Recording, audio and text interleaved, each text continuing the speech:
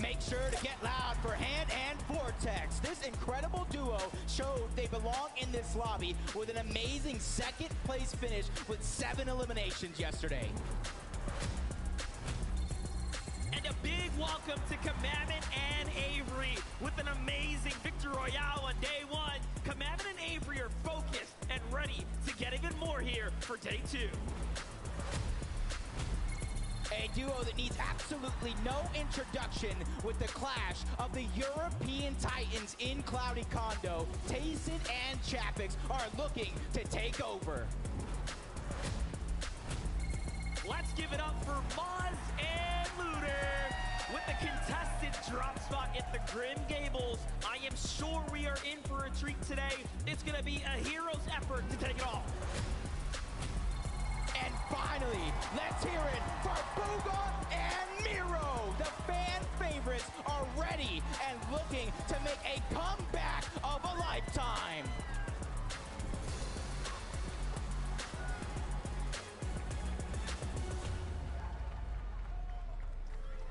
My goodness, it'll never get old. I'm telling you. Watching these duos make an entrance like that is always going to be incredible.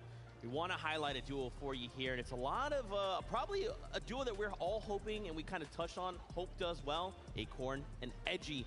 Edgy having a series of second place finishes in the FNCS, still hasn't seen that first place. And man, he wants it, and he wants it here. Look, he wants it. He's not the only one that wants it. Thomas and Edgy both competing for that trophy, their first trophy. But talking a bit more on Acorn, I couldn't emphasize enough how important their day 1 is and was for them. I mean, Acorn having the most damage dealt in the first and second zone out of any player shows that they prepared beforehand for this tournament. But the question is, in day 2, will they be contested? Will the change in zones cause them to not do as much damage? There's so many factors that come into play. Yeah, absolutely. And their worst game was a 42nd, and it was when Haijo and Belusi rotated in from that west side. It kind of made things a little bit difficult for them because they had so many teams in the area already. Of course, we have Noah Rayleigh there as well. It's very, very difficult for them to all be there at once, and unfortunately they did fall victim to that. But their other games have been really, really consistent. They've been very, very solid, playing the end game layers really well, and I'm excited to see them perform today.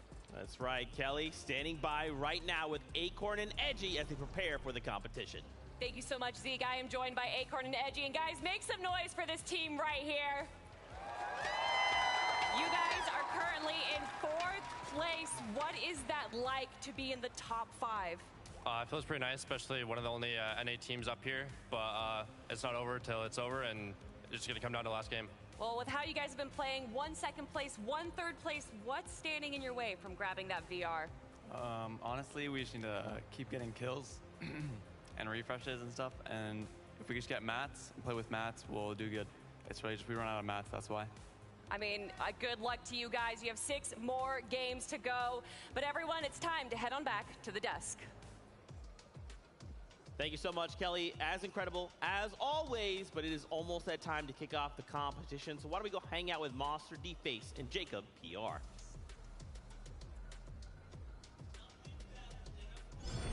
Heading into the action. Let's go ahead and start gearing up, of course, for that first game there, Jacob. Yeah, first game of the day, but it's the 7th game overall in the competition. The FNCS Invitational has not disappointed one bit. That's right. A 2-day competition leaves a lot of stress, of course, on the shoulders. You get that first day out the way, and then you have to think about everything and how it played out. Yeah, and luckily for them, this is a 2-day competition. For some of these teams that might be on the low end of the leaderboard, don't count yourselves out yet. It's all about that mindset, but the mindset has to be ready because game number 7 starts right now. Here it is. The players are on that battle bus, and we get to see it all play out. This is it, folks. It's day 2 of the FNCS Invitational, and we are just moments away from jumping off that bus. Let's get it. Yeah, this time around, we got a little bit of a different bus pass than the most of them than we saw yesterday. All the way south, moving north. That means Cloudy Condos is going to have action. Greasy Grove is going to have Janice and Vidil, and a lot of time this time around because that's one of the things that I felt like frustrated them a little bit. 5 north zones on the day yesterday. It left them very little time to get things going. But hey, that didn't stop ZN and No from doing well. That did not stop other teams that landed in those southern areas from performing well. It is all a matter of how you strategize. Yep, and already you see Cammy and Seti, the only team with 2 VRs on the day. They got their own drop spot and they held it for seasons, and already you can see where they're getting a lot of their surge. That early buzz path already proven to be successful. That's right, a great job there, early tags, playing smart, and luckily for us, we get to really pick up where we left off. This fight here for Larssen and Smite didn't always go their way. Although they did manage to end inside that top 10 window, it was still very much a competition for them. And I mean, this is the most room we've actually seen them have. Yeah, yesterday you seen like a 4-2 in Smite and Larssen's favor. Over here towards Vico and Moran. Vico has been going off as a solo all day long yesterday, and you can already tell it looks like they're on the hunt, trying to catch somebody off guard, and that's a lone player that they're surrounding. The first thing Vico told me was, "Did you see me pop off last night?" I was like, I think we all did. You were going crazy, and we get to see.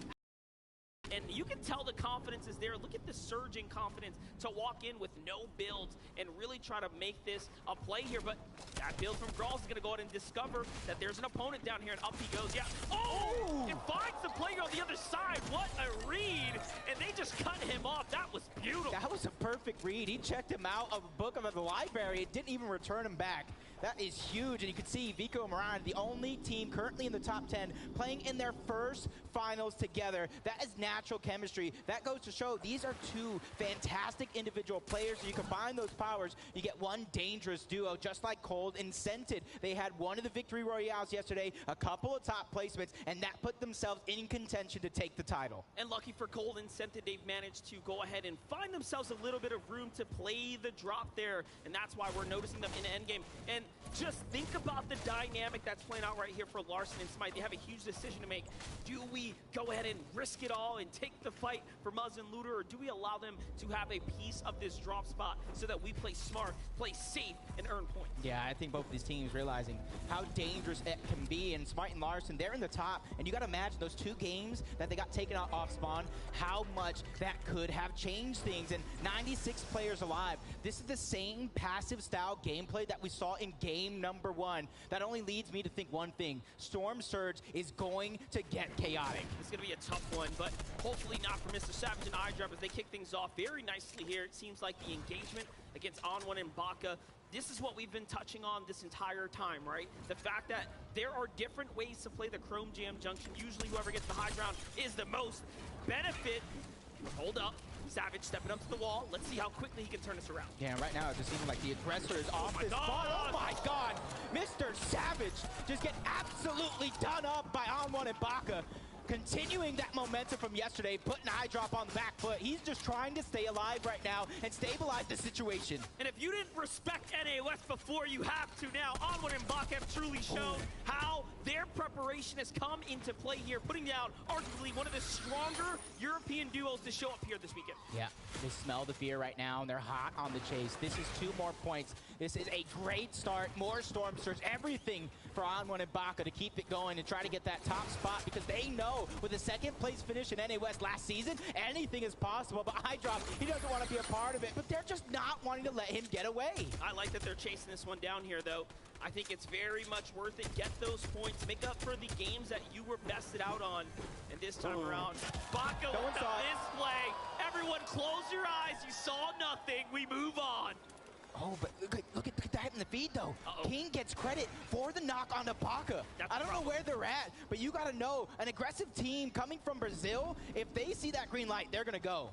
They have to weigh their options at that point. Like, what just happened? How did we get that? Okay. Luckily for us, we get to jump on over to Janice and Vadil here at the Reality Falls. This has been a very interesting position for them to play out of, because Vico and Moran have found so much success, and Vadil and Janice are such a great team. It's unfortunate they're being contested. Yeah, this is what more we were looking towards seeing today. It may have started off a little slow, but Smite and Larssen know how dangerous they can be, especially if they have the high ground against Muzz and Looter. But the longer this one takes, it looks like it was a little bit of a north zone. A lot of teams are going to begin to rotate in, so you know as well as I do, the longer you take, the more chance of a third party, and that's going to be Larssen and Smite's job right there to try to disengage. But they don't disengage far. They just continuously hold that high ground. Smart of them. They're showing us that they actually want to take this fight. Smite and Larson, some of the most confident players we have actually seen. Yeah, he's not backing down. Looter's like, what's up? You guys want to do this? I play better, box to box. Come see me. That could have been a key. That could have been a huge key for success for Smite and Larson, because winning those off-spawn exchanges gets you the Storm, so you don't have to worry about it later in the game. But the duo from OCE wants to challenge the NA East. Muzz taking some layers away. Larson just trying to stagger himself. Right there, those angles are going to be so important for both of these teams. And players know better than to go too high as well. You want to make sure you're respecting the distance, but not too much. In fact, you get chopped down, but this is a great angle here. Muzz finds a huge tag. He's going to win the exchange there, and luckily, the shots in the distance, probably from King and Ed, do not connect here. Yeah, it's like an Eiffel Tower getting built. You even see those shots already now coming in from all different directions. Everybody wants that surge. They want to have as much flexibility through the mid-game as possible. And once again, it looks like Larson and Smite are trying to disengage. They don't want to get stuck in this mess. They felt and dealt with this lobby at the top spot, and they know that you cannot fall behind. You cannot put everything you all have in all one moment. So for them, it's about re-matting up, because you look, they barely have anything. Well, lucky for us, things are going to simmer down, and Taco's going to give us the quick update. But more importantly, it's going to be about some of these Southside teams that are, again, going to be finding themselves making a huge journey towards those North polling zones. Joe and Andy specifically, they're sitting right now in that 4th place position on the leaderboard. So it is absolutely crucial for these guys to gather as much materials, as much loot and resources as possible. And that's exactly what Andy and Joe are making sure to take their time to do, because they know they've got quite the journey ahead of them, and they're going to make the most of it. But let's get back to the action. Thank you so much for that breakdown there, Taco. It really does give us the full picture about Joe and Zandy's journey in the game here, right? They're one of the few teams, like we said, they, against all odds, perform very well with the zone not landing them. Yeah, and you can kind of see a little bit of how they're getting that job done, but Smite in the feed, looking like he's already going to take down Muzz, leaving Looter in a 1v2 situation. I'm getting that feeling of deja vu from yesterday where they 1v2'd inside of the cave, but it got really, really dangerous. It's a great angle for Smite here. He almost catches Looter off guard. He was so ready, but here comes the defensive shots from down low. He's got to be careful. That wall is not his, and now he has to break through. This is how a pro player turns things around. Larson comes from behind and throws tomatoes on the body just like that. Showing exactly how he's feeling right now, but there goes that first elimination. This is how Muzz went down. He's building in wood. The lack of resources right now. He got did up like a sit-up, sent back to the lobby. Now it's up to Pars. They were in an exchange. He got the knock on to Bailey. The Siphon finally going to come through, and this is a chance for him to slow it down, stabilize here for a moment while he figures out what is next. Alex and Bailey have been contested this weekend. Pars and Raze mixing things up. Seems like they haven't caught a break just yet. But way to kick things off. Raze is down, in fact, as well. So this is a one-on-one type situation. The question is, can he find his way to a reboot, Van? The longer this goes on, the tougher it's going to be for him to go ahead and turn this bad situation around. Yeah, but if they're going to go ahead, and right now Alex has the opportunity with the med miss and the flopper, they can try to get a reboot that is in Storm, but you got to do it sooner rather than later. But it doesn't look like Pars wants to let that one come easy. And you can see the zone on the left. That is going to be another northern zone. So the players that we were talking about, Janice and Vadil, Joe and Andy, and a lot of those teams that are on the southern portion of the map have to go ahead and figure out a way to go ahead and travel as fast as possible yet again. Looks like we're picking up the trend where we left off. This is a full zone pool. But Joe and Zian have already proven to us they know how to play these. One thing we do know for certain is so does Vino and Queasy. When the zone lands on top of them, they have turned all of those games around into excellent end games. We'll see if it ends up happening. Joe and Andy moving from outside the zone. They don't necessarily want to take the fastest course of action to the safety. They have to go a little wide here to give themselves some room. In the distance, Cammy and Seti, so they're hot on their trails as well. And then, of course, Macwood and Kanata here to the left. That's the resistance. Yep, you see Joe and Zandy, 5 games, 5+ eliminations on day one. Most of any duo. The consistency coming out of some of these teams is absolutely insane, but jumping on board, Queasy and Vino, our first place team. They got the zone that you talked about, and you can look how they're setting up right on top of the blimp. They're not necessarily together. That way they can continue to maximize their opportunity to get Surge. And they're so far apart. Just look at where Vino is compared to where Queasy was on that mountain. They have that north zone on lock. Here's Edgy and Acorn, one of NA East's only hope inside the top 10 right now. Last game yesterday fell slightly short of their expectation, but one thing I did notice about Acorn and Edgy, they were in the player lounge late last night, VOD reviewing, studying how to adjust their gameplay to never drop another round. If they can put all of those rounds and learnings into play, Game 7, 8, 9, 10, 11, 12. And that VOD review actually paid off, but we've seen this rotate from Cammy and Seti. Everybody's hitting that VOD review after day number 1. They want that free rotation, especially since they are in the storm. But I did see Booga go down. Malibuka getting a knock on to Andalex. But for this team, I love this rotate now. Cammy and Seti were in a different position yesterday. They were down on Surge, but for Trulex and Ticho, they are over 300 above. They have absolutely nothing to worry about other than finding that sweet spot in zone. Here's Colin Scented, playing very smart, taking their time, and of course, hiding out where they can. Another team that is seemingly interested in playing as individuals here. Scented trusting in his teammate to watch his back while he works on the loot. Tripern and Thomas HD coming in at second place today, finding themselves 19 above the Surge. Big task in front of them, but this is perfect. Talk about a delivery. You find a player, it's Grolls, one that we know was already taken out earlier, so he's gonna have a limited amount of loot to work with. And it seems like Tripern takes the passive route. They find a few tags, they get away. I wonder, is that the pressure of a day 2 finals? Is that the pressure of being in second place coming in? Were they too early? Nah, I feel like this is them right now, feeling that comfortability, the flexibility of being at that top spot. Because you know as well as I do, depending on where you're at in the leaderboard dictates how you have to play coming into day number 2. If you're at the bottom, you got to find a way to mix those eliminations up with some victory royales. But if you're at the top, you can do anything that you want, and that's why that VOD review in the practice is so important. Problem is going to come down to that Storm Surge, though. We'll see what they can do. Seti and Cammy find themselves very far above the Surge, but also deep inside the zone. That's something you don't see very often. That's like water and oil. They don't quite mix. But let's get on over to Brazil region right here of Zeets and KVR. They have big EU players on site here. Refsguard and Clown are going to get burned. Just outside of the zone as well. KVR and Zeet, they have plenty of heals to work with. And that's exactly why they're staggering themselves so far back, 290 above for them. That's a feeling of comfortability as Storm Surge begins to activate. And this is the thing, for those players that are comfortable on Storm Surge, this is an opportunity to look around the lobby, figure out who is struggling, because when that Storm Surge takes their shields down, you hear that crack, you hear that audio cue, and for some of these players, that's a green light. Now we get to tune in. What looks like a little hold up, right? Looking at the loot, weighing the options, nice little pickup there. But hold up, Brazil versus Middle East is going down right now. Spy is on the low ground here with focus there. It's not looking good. PHZin loses the wall. Quick take there from Spy as he defends off PHZin, but PHZin has all the pressure off of his shoulders, and he catches Spy in a fly trap there with a quick finish. And I can hear the Brazilian fans on the other side cheering for PHZin and Quitos. They jump up to 4 eliminations. What a way to continue to climb their way up that top 10.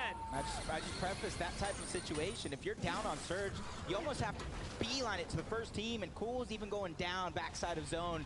Struggles for them. Looking like it's going to start early here in game number 7. Merrim's going to go down to Acorn. Yumi is out. The team from NA West that took the Chapter 3 Season 3 championship is out of the lobby in the first game. And you know, yesterday, Mareem and Zagu had so many people start to fall in love with who they are, but they are going to get taken out in this competition a little early on their first Surge. Joe and Zandy also feeling the pressures of a late rotate coming out the zone. Luckily, there is, of course, the edge right in front of them, so this is going to be a slow mover. They're going to have to burn a second launch pad now, which will open up an inventory slot, but look at Joe and Zandy here. They will have to do something big in order to bounce back. Have Colton Scented off to the side here. Great early builds there. That's the safety play. Don't want to risk it. Not worth it. And you can see right now, since it's pulling so far north, you see Chrome Jam Junction right there. That southern portion of the zone is going to get so stacked, and it's going to get so hard for some of these players to traverse through, as Thomas HD and Triprin still trying to hold on to as much of the high ground as possible. And you can see him peeking through, gathering all that information, and that's so important because you don't have to get ready if you stay ready. This is my problem with them disengaging from Grolls and Rifty. Little did they know, that would have been an excellent fight for them to take. They were just coming off of a reboot pickup. And now looking back at it, they could have used that damage. This extra pressure here to perform is going to force them into either peeking, which will open up the risk, or jumping onto a player. And they're going to go for high ground here. They're going to go for position. They find a box. No one's inside of it. And a quick check just in case. Tripper and all of a sudden finds himself in a world of trouble here. Just a couple of seconds before this surge turns on.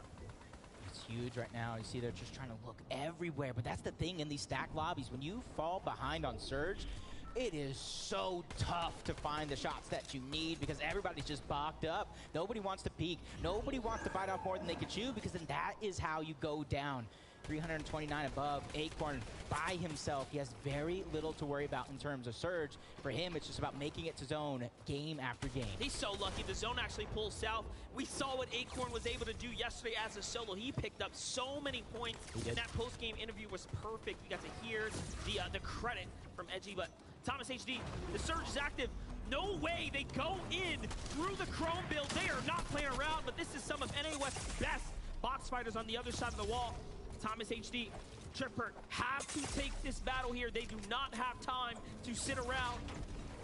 Looking out, anything for anything. There it is. Baka opens the wall. No tag. That's a miss. That's a problem. Tripper might have found a little bit here. He's now leading. He does have the HP advantage. In he goes. The edit comes from the side. A great job. EU. One goes down. Can they turn it around? Baka needs to clutch up here. No HP. Shot from behind as well. He gets the trade. This is such a tough position. He has to try to find a stabilize and find a moment to breathe right now because it was game 5 yesterday. He 1v2'd Mr. Savage and iDrop at the top of Chrome Jam. Now he's trying to do the same thing, but I don't know if he was able to get the opportunity to revive on one. So Baka is now by himself, but luckily for him, they did get some early eliminations. They did get some early damage, so they don't have to worry about Storm Surge. But oh my God, how are Thomas and Tripper still alive? This is crazy. The map awareness, understanding the vault was just nearby and fighting their way towards it for the heals. It wasn't just for the battle, it was the positioning to the vault. What a big play here. It all makes sense as to why they wanted to position themselves here, but still, they will need to find tags now better than ever. They have shield bubbles as well to protect themselves for the next box fight. Yeah, and for that can easily close the gap on a couple of teams if they want to go box to box, wall to wall, and have that be their plan. You can see them breaking through the builds. They're just trying to find anybody that is nearby because they don't want to peek and accidentally get shot at by the lobby. So for them, it's about finding whoever is close, and they hear the players nearby, so they're just trying their best to figure out what they are going to do. Just a couple tags now, but also a few seconds away from the half in, half out. The surge will continue to wreck the lobby. It's going to become more and more difficult now as the seconds rage on. This is game 7 of the FNCS Invitational, and the action is really starting to pick up now. Yeah, Pam Stu went down early on. Batch left by himself. A consistent duo on the day, but he is 17 below the damage threshold. Reap in his line of sight. He's trying to hunt, but somebody, that's Seti, who takes that one away. That was Batch's best chance at Storm Surge damage. It's going to go all the way north here. We know Edgy was a solo. Now we have Thatch as a solo as well. A tough position to be in. Take a look at the points. It is looking very much like a 3-way race, continuing the trend here as EU leads the charge right now. Jumping over. Shield bubbles are down. Tripper and Thomas HD has found their next targets, and it's not. We are looking at KBR and Zeet on the other side of the wall. And even though for Thomas and Tripper and Storm Surge is not activated right now, they knew where they last stood when it came to that damage. Exactly that. They are still below. It is still a worry for them, and they have to travel through all these players who are actually beating them to the punch. This could get dangerous, but for Janice and Vidil, they have the high ground. They have that perfect opportunity if they're low on Surge to just clean up the lobby. And we wanted to check in with Vino and Queasy. How have they managed to take this zone favor and turn it to their advantage? Heavy material, big HP, well above the surge, launch pads to work with. This is a story written for them right now. And again, you saw how many points they had leading coming into this. This can only end well for them at this point. But let's go ahead and look at Aqua.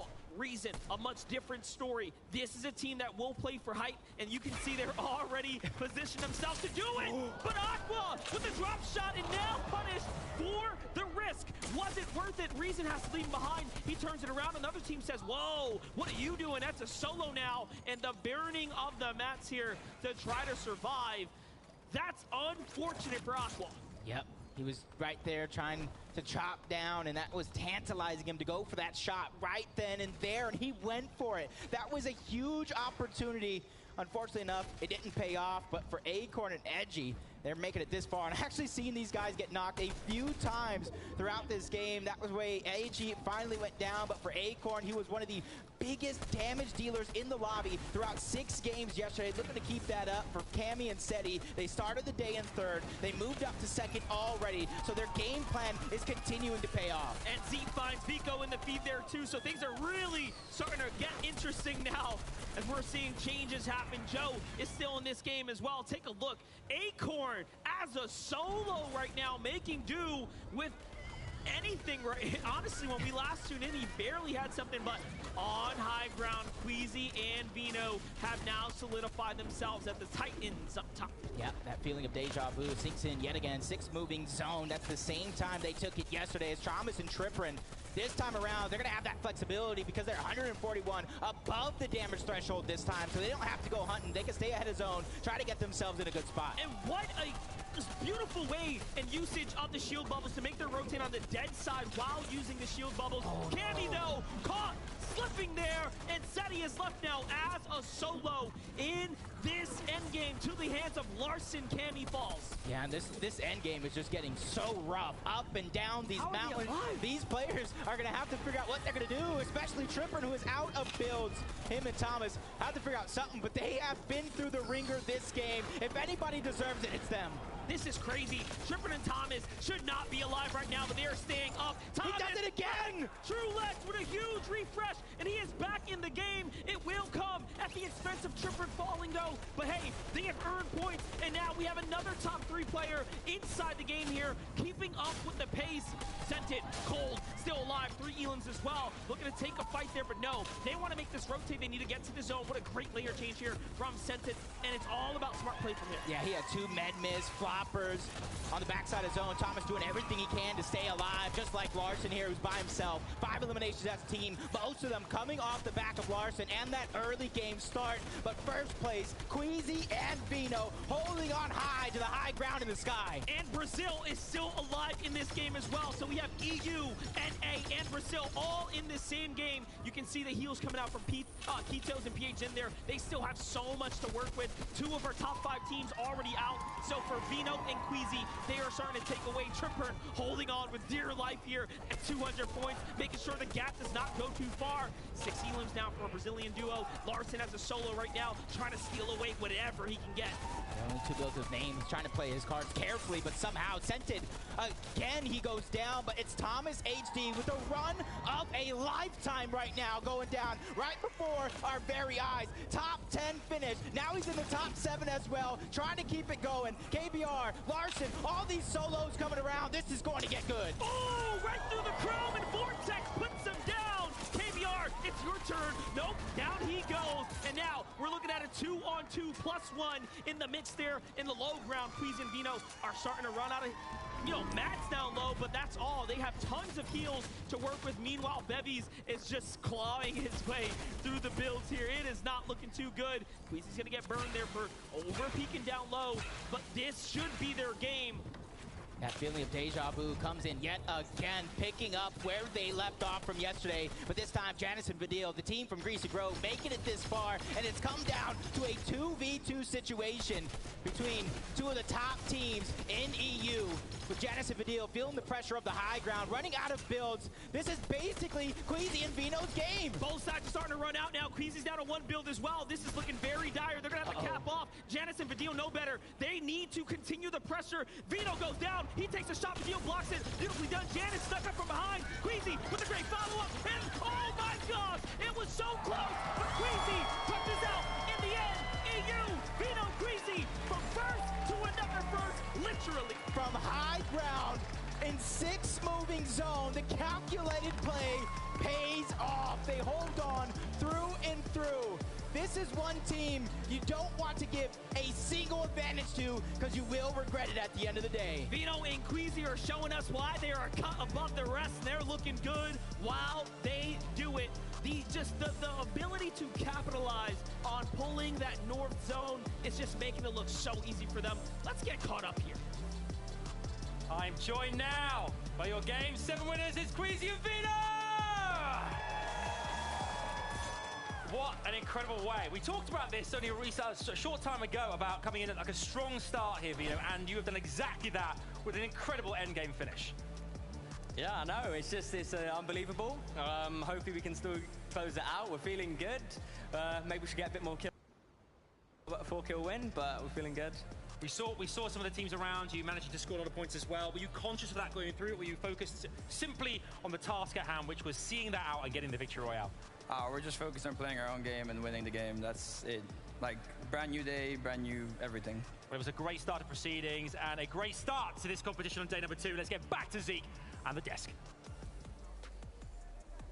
Shout outs to you, Adam. Thank you so much. And massive shout outs to Queasy and Vino. We interviewed them at the end of yesterday, and they said, we want to take a moment. We need to go back. We need to review a couple things and come back stronger tomorrow. What a better way than just go ahead and win the game. I mean, to come out and in zone 2, be zone favored, to be sitting in zone on height, basically max materials, basically max heals. They're not going to lose. They're unstoppable, Zeke. We saw it yesterday, and I don't know what's going on. Another North Zone for this duo with the potential they have, how confident they are, how well they play. We saw it going into the late game. I think it was Queasy almost had 12 splashes, almost max materials, and they knew exactly how to capitalize on an advantage like that, and they did it perfectly. You know how they knew how to capitalize? Game number 5, the zone was almost in the exact same place yesterday. Yep. Today, it's in the exact same place again. It's just deja vu. It's Groundhog Day for these teams that are playing it. And of course, Queasy and Veno, it's the same outcome. What I noticed about them doing really, really well there was in second moving zone, they actually switched to metal. Now, that's the time when most teams are going to be using wood. They're going to be running out of steam because they used all their hard mats earlier on. Queasy and Veno are different. They know how to play high ground. The most turnover of height happens in second zone, and they were reinforced in metal. A little something to pick up on in that gameplay. I'm telling you, it's just one of those things, right? They kind of take that step back and they say, wait, remember, this is an invitational. We got to be on point. We can't make those small mistakes. And of course, they come out strong. Thomas HD and Trippin as well. We watched the top 3. They have not budged. Look, I got scared for a moment watching Thomas HD and Tripper, and they went up against Baka and on one. You can actually see it happening here, and that was a close one. One of them, I believe it was Thomas, no, it was Tripperin who got knocked down here, leaving Thomas alone, but he did a huge amount of damage before getting knocked, and was actually able to escape and get picked up again, which allowed them to get those points that they needed. Yeah, it was absolutely valiant from Trippin there as well. If he'd have just gone down without taking out one of the opponents there, he wouldn't have been able to get res, right? That was a crucial amount of damage that he did right there, and it allowed Thomas HD to have that freedom to get the revive. I didn't think they were going to make it through this endgame. Their surge were looking pretty bad, particularly for their zone position here. Of course, they're landing at the Rave Cave. They have all of the map mobility in the world to get there. It did require a nice little solo clutch from Thomas HD, who is synonymous with solo clutches. Consistency, consistency, consistency is what this duo is showing. Yesterday, they got more than 20 points in every single match. Also, top 15 in every single match, and today they're looking to do the same. That's right. Well, guess what? These are just some of our insights. Vivid is actually standing by on the stage. Let's hear what he has to say. Yes, of course. Listen, I am feeling for the players right now. We saw them hit the socials. They were complaining about all these North Zones yesterday. What are we going to start with here again today? Another Northern Zone. Now, I wanted to kind of explain why some of these pro players are having such a hard time with this. Well, first of all, it's going to be all about Tilted Towers and the blimp that we can find there. Look what this position is doing around it. There is not a single arrow under this blimp, and what it does is it's going to force this funnel on the right side and the left side of it. So as they're making this rotation all the way up to the northern side of this map, they're all just rotating together, right? It's looking like the Mr. Beast X Fortnite line over there for these burgers. Absolutely incredible. And then when this zone actually ends up closing in, they're all just on the southern side of this, and it's so congested that it makes it so hard for any of these teams to consistently handle this if you are coming from the southern side of the map. But of course, Queasy and Vino landing up there. They do take that victory out. Congratulations to them. That being said, let's kick it back over to the desk. Thank you so much, Vivid. Fantastic breakdown there. I did want to take a moment to highlight some of the other duels we did see kind of performing well. Zeet, KBR, they finally find themselves in that top 15 and hold and fall in 5th place. Now remember, we don't need the Victory Royale to climb the standings. We just need to be consistent. Look, I love to see this duo performing well. The audience loves it. I hear the cheers when they're getting Elim after Elim, and now being bumped up to 4th place, seeing that this is the 4th finals they are playing together. This duo coming from being the champions of Chapter 3 Season 2. Zeet being an all-star champion as well, to now on the main international stage performing. You love to see it. Yeah, we talked about it at the beginning of the show, right? Can these teams pick up where they left off after day one? And Zeet and KBR were one of those teams that ended the day better than they started. Their final 3 games yesterday, they had one of the most points out of all of the teams, and they're picking it up once more.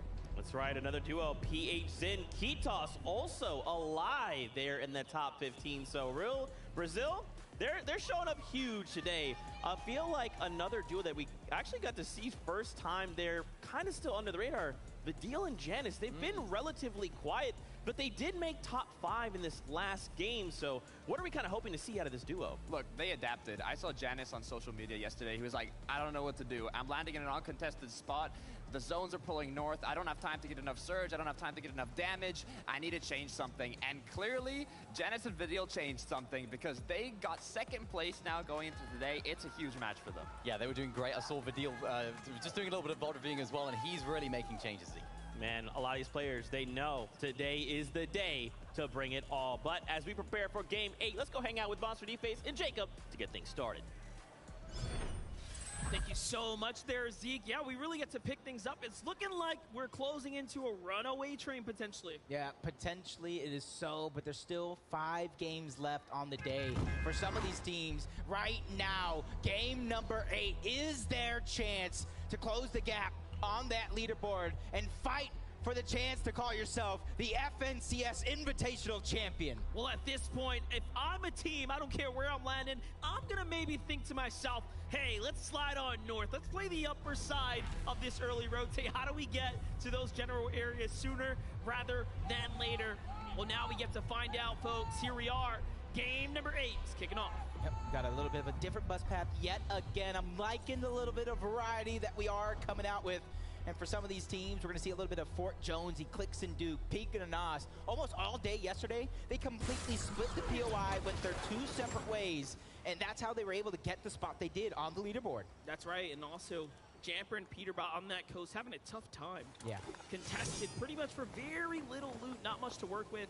And that is the difference maker sometimes when you have your route being imposed on. It's not all about taking head-to-head engagements. It's also about what you lose out on. Yeah, because you also got to remember, there is 7 different regions being represented right now. Some of these guys are the top dog in their region, and they're not contested on the usual. So this is a new feeling and a new thing for some of them to have to work through, as Cammy and Seti yet again trying to get that early surge down as Larson and Smite taking control of the entire house over at Grim's Gables. A split spot coming out from Muzz and Looter. But you got to watch out if you're being this split against a team that is this active in Larson and Smite. I did not expect Nero to fall so early, but it looks like Kanata might have found himself a free knock in the air. As now we get to look over at Chapix and Tayson.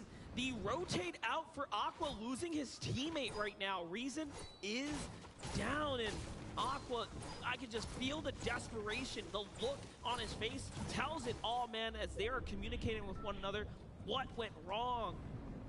You see Seti and Cammy join Aqua and Nyrox as the only players with multiple VRs in an international event. That is absolutely impressive, as these two teams closing the gap between each other. They want that off-spawn exchange, and for Muzz and Looter, they want revenge. They want redemption for what they've been going through the past 7 games.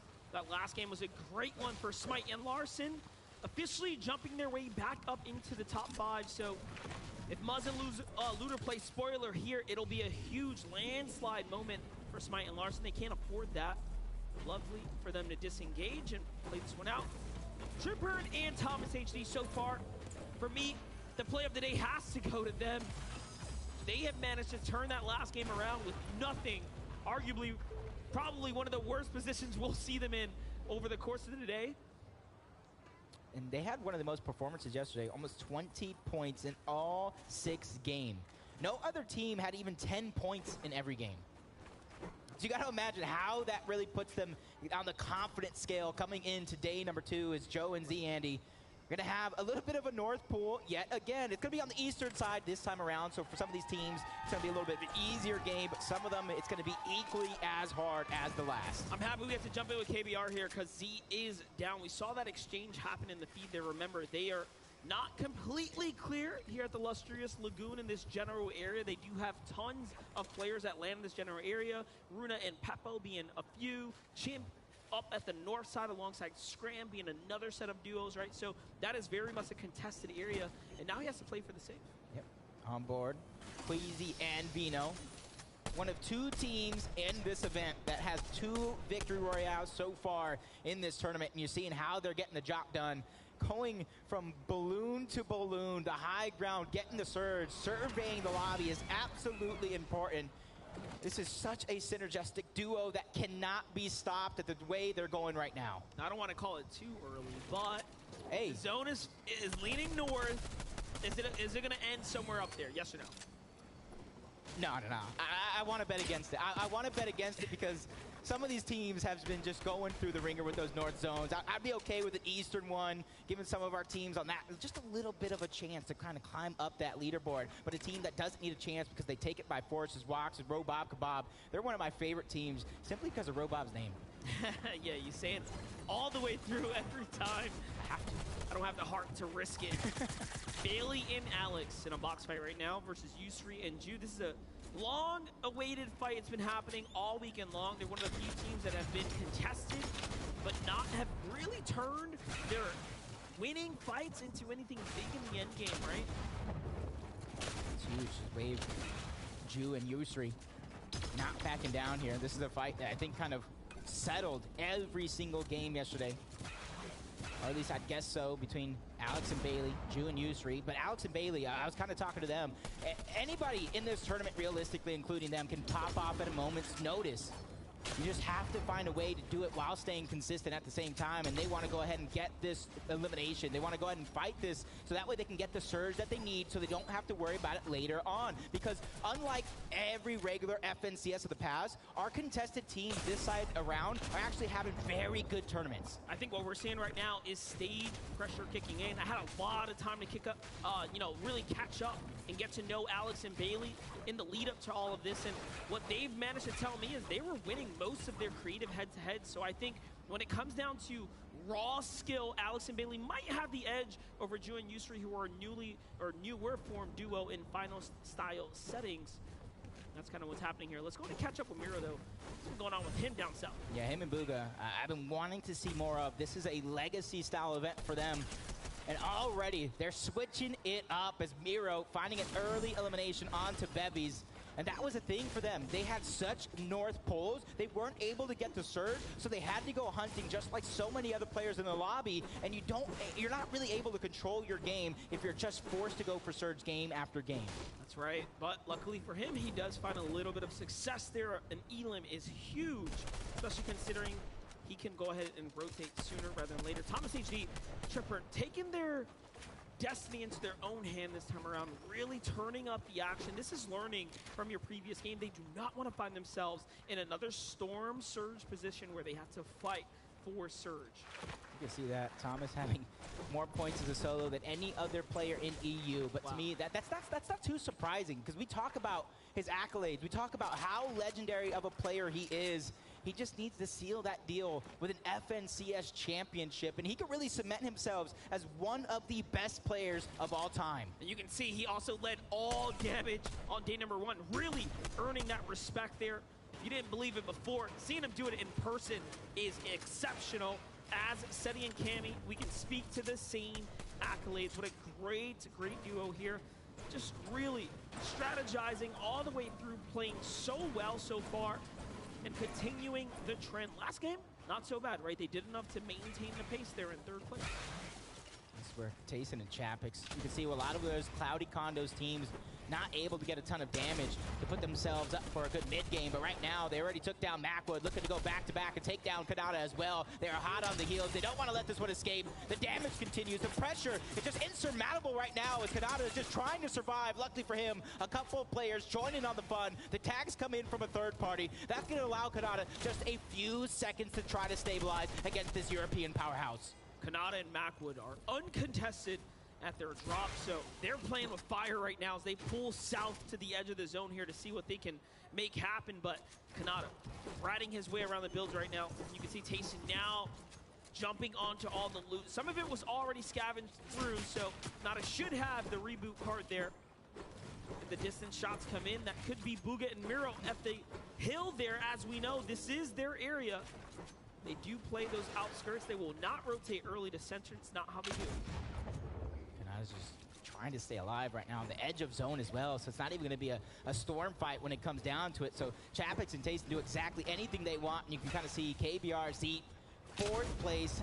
They go down in this one. That's not where you want to be, but the fight continues, and Kanata is doing an absolutely fantastic job fighting back against one of the best teams in the region of EU. Let's see it. Chapix looking for the wall here. Kanata demanding respect, but gets punished first. 72 was a huge shot from Chapix there. And the edit comes through. He fights back. This is what pro players do so well.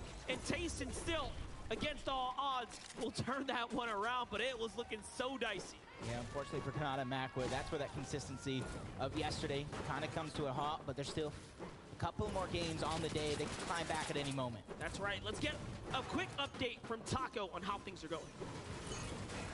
Been a lot of action taking place over in the Tilted Towers area as well throughout this game, but absolutely wanted to highlight the way that Acorn and Edgy have just managed to split their teamwork responsibilities. You've got Acorn just spending all of his time securing the loot, securing resources for this duo. Meanwhile, Edgy, he's making sure to take care of their surge management. The entire while, he's just posted up on high ground, looking everywhere he can for as many tags as possible so that their rotations can be as free as they need it.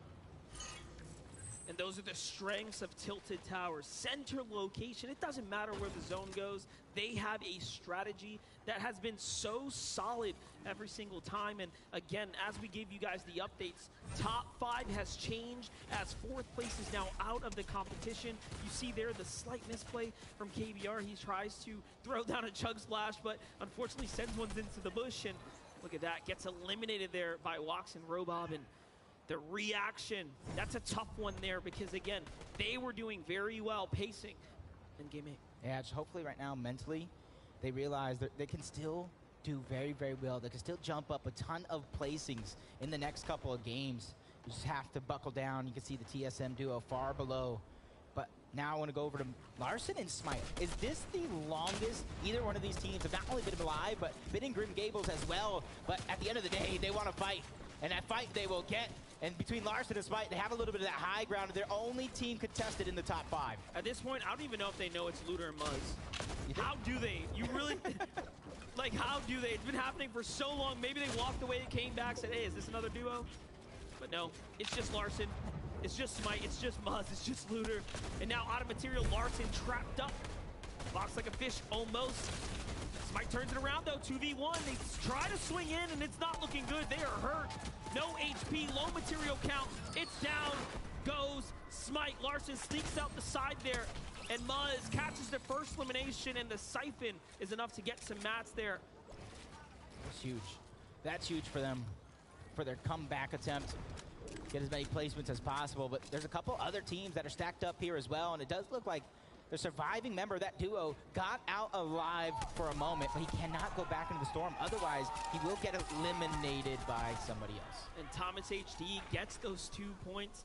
That can be a difference maker. 3 points for Thomas HD and Trippin, who are on the heels of Vino and Queasy, but now 4th place is down. 5th place is down. The top 3 have more of a runway to start ramping up here. King and Ed, though, under shots here. They are making the rotate. It's Avery and Commandment who's up above. Low on material count as well. King has to box up. Yep, another team towards the north side of the map, on the western side as well, that has a little bit of a pull to go. I don't want to say I called it, but I wanted that little bit of an eastern side. We don't want to go all the way north anymore. We want to give a huge fighting chance as Sentinel and Gold. They're just a below surge, but barely below as they're continuing to find the tags, trying to get themselves above. Just like that, it appears. They did just enough damage, but for them, that's not a feeling of comfortability at all. They know their job is not done just yet, and that's why they keep surveying the field. That is right. Great tags here. Sentinel is going to find down low. This is where you need to really hit your shots. When your team is just on that line of danger, when the storm surge is looming, and when the pressure is on, who can go ahead and put up the numbers that matter most? Noah Riley, bad sniper, very low on HP, not even pausing to go ahead and heal one another instead. Pushing on in. That's the Japanese duo right there. Zagu and Mareem, they are champions of Asia, the most recent FNCS champions of their region. You have to put respect on their name. And these EU boys are learning very quickly as to why you don't walk up to that wall. Yeah, and they're actually one of the teams that have some of the best performances when rebooting a player. They got a 25th place finish, they got a second, but Noah Riley doesn't care. He gets tagged up. Zagu gets dropped as well. Both these players living on a prayer, but the Asian powerhouse team do it again. Let's get loud for Japan. Representing for Japan, we love to see it. It's a jammed house here in North Carolina. We love to see these teams stepping up under the lights, under the action. Thomas HD Tripper doing that as well. Look at how they adjusted from game 1 on this day, from game 7 to game 8 now, right? All of a sudden now, they are so far above with the damage. But historically, when it comes to Thomas HD and Triprin, I will say they're a second half team. They're a second day team. Historically, they just perform better when their back is up against the wall. And hopefully for NAEs, hopefully for North America altogether, Acorn and Edgy can have that same fire. You talk about them being in 4th place on the day. It was only because they had a bad game 2. They had a 0-point game 2 yesterday. Other than that, they were among the top 3 in performances at the second half of the day. If they can continue that here early, they will be on the run to the race. Vino's going to find Hellfire in the feed there. That's going to be a huge refresh for him, but Kito's and PH holding on to dear life right now, just edging on the top 10 here as far as overall points go. Last game they were in 4th, they slipped way on down, and this time it seems like the Storm Surge has ran a number on them. Now let's take a look at the current game leaders. Rotates there, Cammy and Seti being a few of the bulk that are still in this one, finding themselves pretty much dead center here. Now remember, if there's any zone you want to be in the middle, it's zone 3, as it gives you the highest odds to pull that 4th one. Yeah. Beyond that, it's anyone's ball game. And the interesting thing about Cammy and Seti and the way they're playing this weekend is historically, we've talked about it in the desk to kind of start the day yesterday, they're not an aggressive team. Even though they're in a top placing team, they're usually on the low, but right now, another top placing team on the leaderboard, Joe and Z Andy trying to get busy. Malibuka goes down. Merstash is by himself, trying to live with just a sliver of HP as Joe wastes no time trying to get into the box, but Z Andy goes down to the storm. 1v1 situation. Peace Control goes right back over to Merstash. He peeks through at the wrong time. Huge tag, back to back by Joe to get the double elimination. And we love to see it. It's usually your friends that turn on you, Joe. Z Andy against Malibuka and Merstash. Tough one right there, but they will be the EU team on top in that engagement. This Queasy and Vino team that's sitting comfortably in 1st place as Booga taking down clicks in the feed. And that's what we want to see. We saw Miro getting a little bit busy earlier. Now we're seeing Booga start to get active. This team is beginning to come online. And for a team as dangerous as they are, they have never placed out of the top 3 monster. And they want to keep that accolade intact. It's going to be a tough one, though. They will have to continue to turn up. Aviko is in a fight up against Zagu and Mareem, and he will turn things around. Vico had the biggest game closer yesterday of any other player on the day. This man is an animal. Dangerous as can be, and you can see Pink and Anas. Very, very similar situation. Top of the mountain, they got some traveling to do. A few teams around them as well, but they're just trying to figure out where the rest of the teams actually went. So right now, they're trying to figure out what that slow side is. Let's see it. Joe by himself. Z Andy picked apart on the rotate. No heals for Joe. What a tough spot to be in, but hey, at least he has Chrome Splashes for the rotate. gonna be tough. We're holding our breaths. I'm sure he is as well. You can see he's just biting his lip, looking around like, oh man, I gotta time this perfectly. When do I move? When do I go? That's the question he's asking himself second after second. As Thomas and Trippram, 271 above the damage threshold. Not much to go, but they want to get there as fast as possible. In a zone like this, you want to get yourself that sweet spot, and it looks like they're going straight for the high ground. Don't overcommit here. Shield bubble comes down to protect themselves. This will allow the builds to get to max HP, and now they can start to read the room. It's Epic Whale.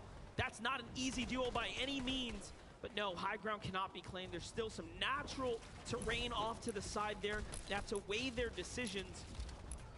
Thomas HD, so much better in this game here, looking so much better. Trippern as well.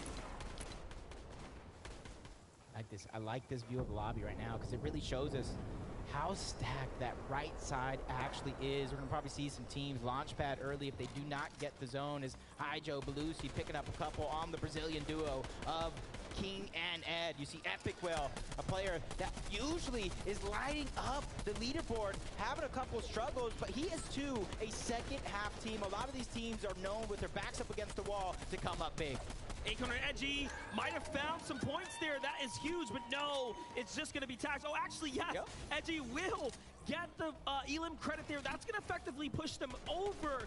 Cold and Sensitive, they have done enough to go ahead and continue to trade that 7th and 8th place position. The top 10 is extremely competitive here. Bugha, Miro, 4 eliminations. What a massive swing of points here. And they're just continuously looking for the shots all around. Finally finding that comfortability here. Finally finding some sort of stride to work with. And you can see the Chili Chug splashes coming out. And that's how they're going to try to rotate across while all the other teams are stuck in that mess on the side. They did just enough damage to weaken one team to try to put them the focus of that lobby.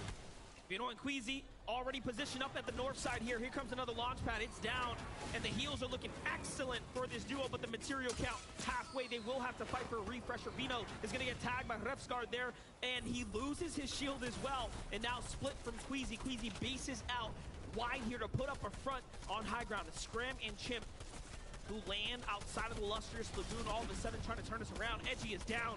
Acorn by himself. World of trouble, and he goes down to Avery from the side there. That is huge because they're having a pop-off game right now.